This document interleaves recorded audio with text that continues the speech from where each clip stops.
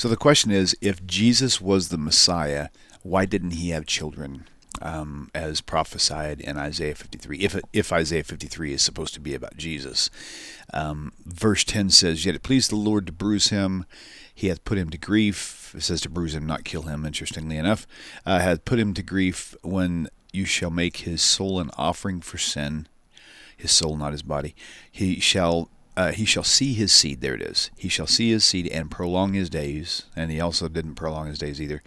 And the pleasure of the Lord shall prosper in his hand. But Jesus died, and then he, in his crucifixion, he asked God, why was he forsaken? So that doesn't seem to match. But the big thing is about why Jesus didn't have kids if it says here that he shall see his seed. So this is an intriguing question.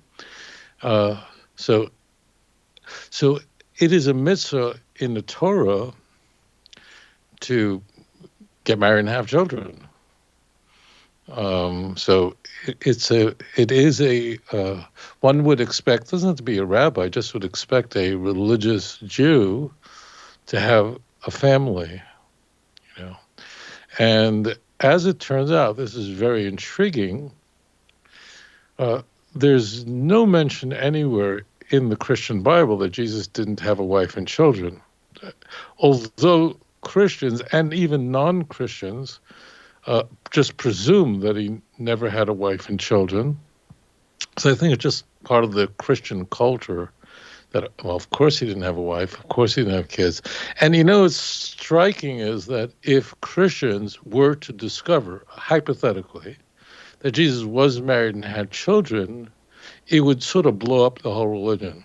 And you're going, well, why would that be? Because Christians view their saints as celibate. And that's a virtue in the Christian Bible. It's most famously expressed, celibacy is most famously expressed as a virtue by Paul in 1 Corinthians chapter 7.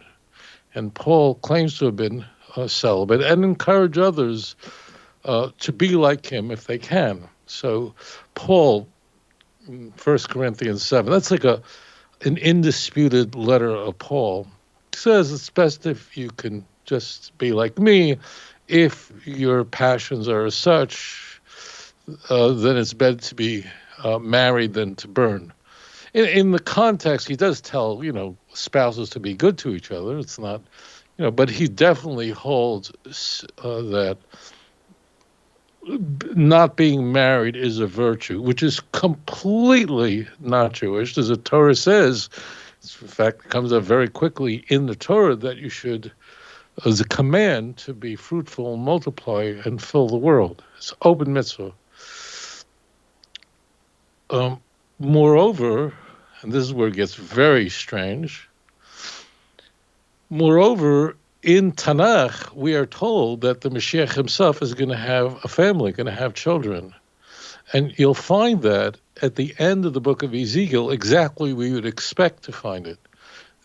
The last section of the entire book of Ezekiel is messianic, is about the messianic age. That's how Ezekiel ends. I mean, explosive chapters from 34 all the way through 48. And there's much more messianic stuff going on in Yechezkel, but this is just unparalleled passages. And in chapter 47 of Yechezkel, the prince who is mentioned, enumerated, he's the Mashiach, enumerated, I think it's 21 times in this section alone. He's called the Nasi.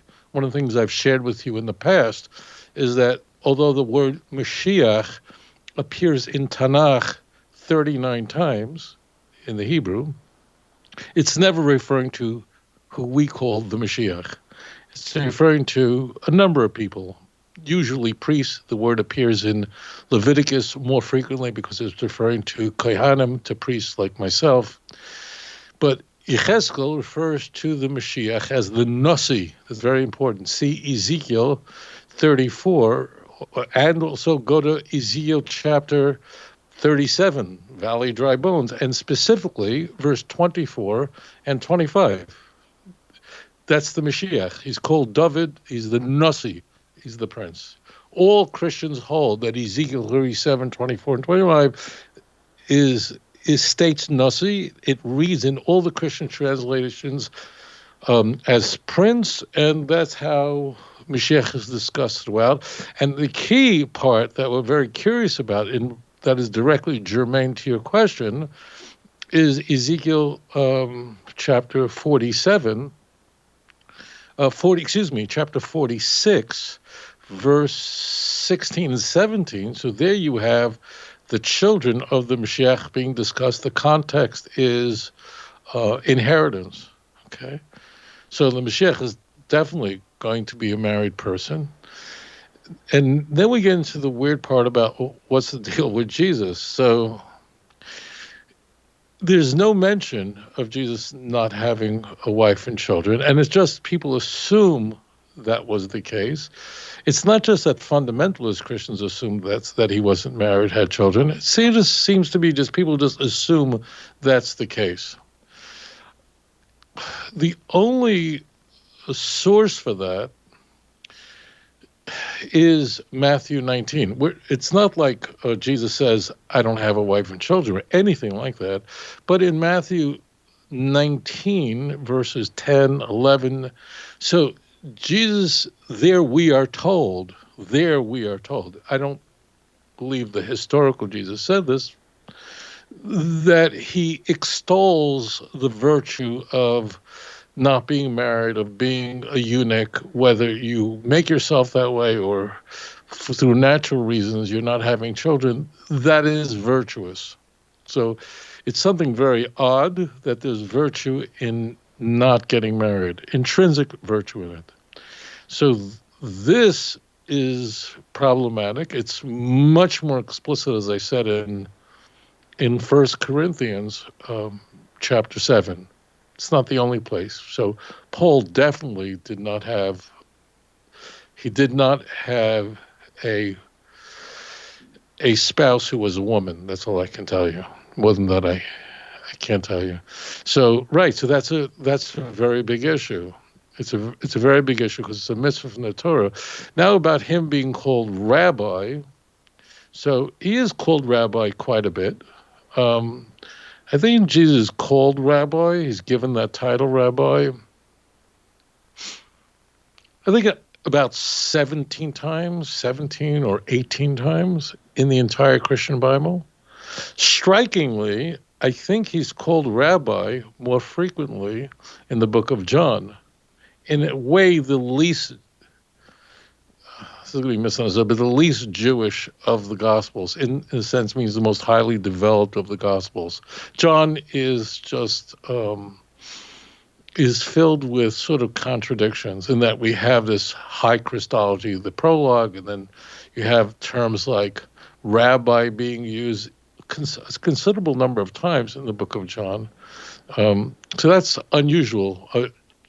The word Messiah used, not Christos, but literally Messiah, transliterated in the Greek. So so we do have Jesus being called Rabbi. We also have Jesus saying that no one should be called a rabbi in Matthew 23. I don't know how the Messianic movement gets around that because they call everybody a rabbi. So in short, the Mashiach would have a wife, children. We see that in Yechezkel. It's a mitzvah it's a commandment to have children.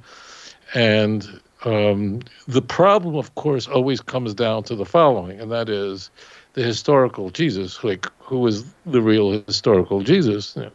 The problem in answering that question is we have no non-Christian sources for that. So, but certainly the church came to believe that Jesus was never married and certainly never had children. That would be completely, utterly incompatible with the image of Jesus, or that, and that's why the notion that Mary, who Roman Catholics celebrate and the Orthodox, the Roman Catholics venerate and the Orthodox do as well. Mary is portrayed as someone who did not engage in any intimate activity throughout her life. And Anyways, it goes on and on, right? So none of this is compatible with TaNaCh at all. It is compatible with Gnostic ideas, Manichaeist ideas that would sort of cook. Augustine famously comes from the world of Manichaeism, a complete separation from the pleasures of this world. So that's where the New Testament finds itself theologically, culturally, not in Jerusalem. Anyways, thank you for your question.